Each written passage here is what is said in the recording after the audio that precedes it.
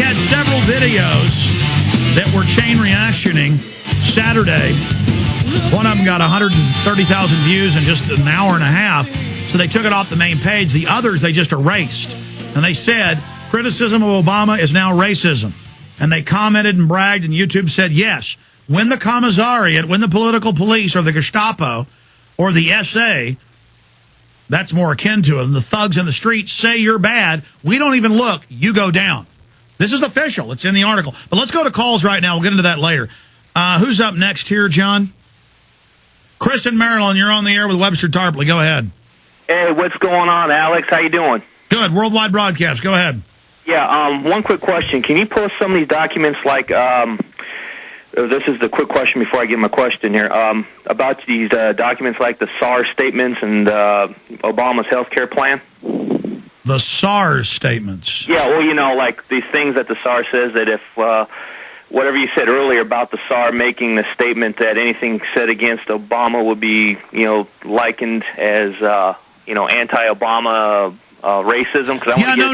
We broke the news a week and a half ago because a listener sent us, said, look, the White House has announced, report on anybody criticizing Obama, you know, report this to authorities and report it to us. And now they've got them out doing this.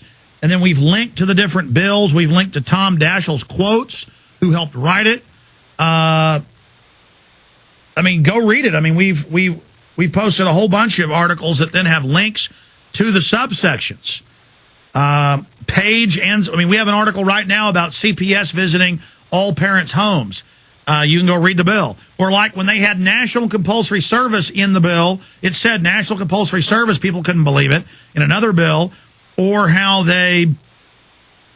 people couldn't believe that he wanted national service even when he gave speeches and his chief of staff gave speeches. And those are in the Obama deception. People didn't believe me that Obama was the key person getting the votes for the banker bailout. But we have Nancy Pelosi bragging and Obama bragging and him on the Senate floor saying you've got to pass this. Webster, do you want to tell him about the health care bill, about the rationing and all this? Well, the bill itself, I think it does not spell a lot of these things out. I would just note that some of the things that are most dangerous were already passed in the stimulus. In particular, there was $2 billion in the stimulus for something called National Coordinator for Health Information Technology at the National Institutes of Health. I take it here in Bethesda. So National Coordinator for Health Information Technology. You have to realize that the people who are going to staff these boards are Malthusians, right, in the same way that Holdren is, and they believe in population Obama's reduction. brother is involved in it, and he says no health care for old people. Well, I mean, Webster, what are you saying? I mean, I've scanned over the bill. I actually have a rundown here with the pages, and I've checked it.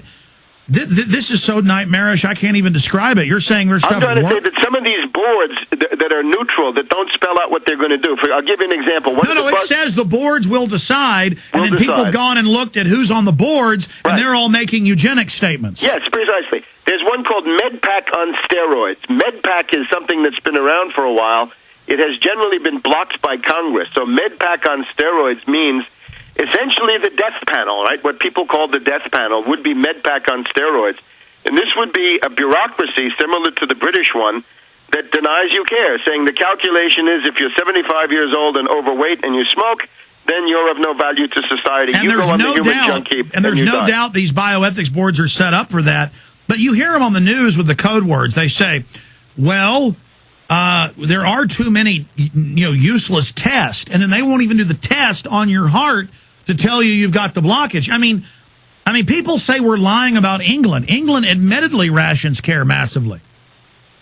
Certainly. I also think you've got to look at the people. See, part of the stuff is who's going to be carrying this out. I mean, you look at Obama, you look at the fact he was asked, my mother is 75 years old and she wants to live. This was back in June. She wants to live. So his answer to that was, we can't make public policy based on subjectivity, meaning the fact that you want to live is of no consequence to me, and therefore... Well, he said he didn't know if he should keep his grandmother alive. Precisely. He's got stories about that. And then this is the famous, if the operation is not suitable, maybe just a pill will be good. Now, that means essentially you'll be put into a hospice and given pain pills, and you will die there. I think it's extremely sinister. The other story, of course, about his mother is that he had an ethical crisis because she had a hip replacement operation during the time she was battling cancer, and he thought that this was of dubious ethical virtue. This is the same man who has shoveled $24 trillion across the room into the hands of these zombie bankers, derivatives artists, and hedge fund hyenas. Let me ask the caller, does that answer your question, Chris? That question, yeah, but I wanted to get onto one quick thing and let you get on to the other callers.